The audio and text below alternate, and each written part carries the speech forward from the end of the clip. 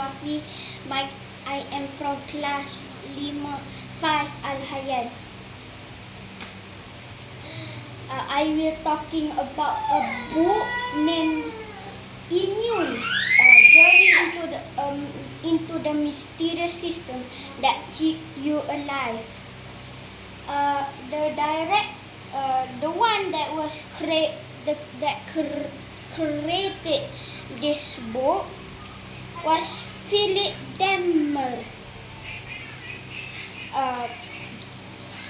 The book of the category we're going to talk about is about science.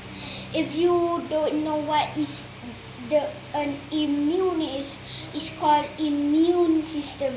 The immune system is something that will protect you from harmful bacteria, germs, and other stuff. Imagine if you want to take for example, imagine you are a country with viable resource, and immune system, pretend your immune system is like your army to defend your resource, and the bacteria, germ is trying to take your resource. The immune system would not let that happen. It would defend you, protect you against the germs and bacteria.